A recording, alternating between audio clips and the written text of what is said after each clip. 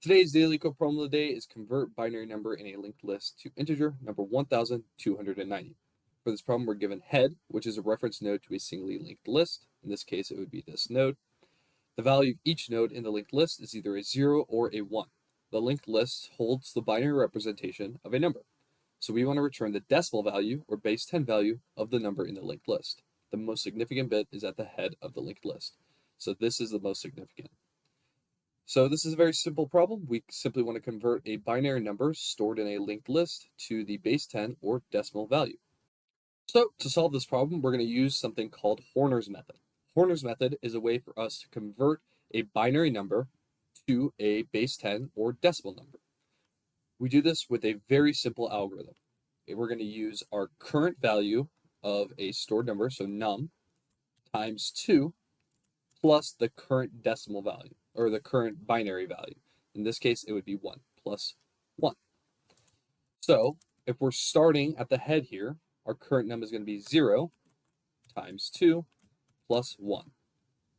And then we're going to continue that pattern all the way through until we reach the end. So our current value is 1, so 1 times 2 plus 1. So that's going to be 2 plus 1 is 3. So 3 times 2 plus 0. So 6. So 6 times 2 plus 0 again.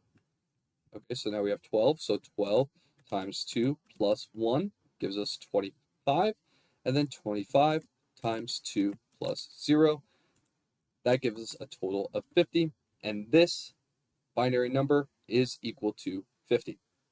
So we're going to use this very simple algorithm to implement a way that we go through our linked list and calculate the base 10 or decimal representation of this number. So first thing we're going to do is initialize our integer num, which is going to let us represent this number. We're going to keep track of this number as we move along. So our integer num is going to start at 0. Then we can say while our head value is not equal to null. So while head is still within our linked list length, for example, this is valid, this is valid, this is valid, there's no arrow pointing next. So when we say this node dot next, it's going to point towards a null value.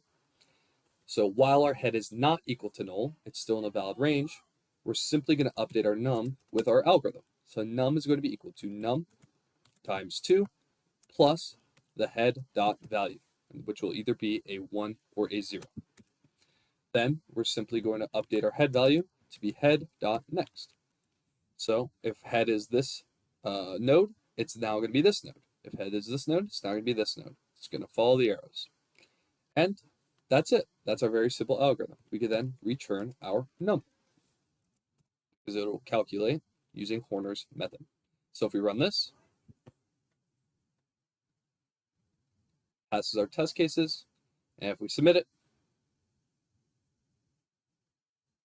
passes all solutions. So thank you, and follow for more daily Leetcode solutions.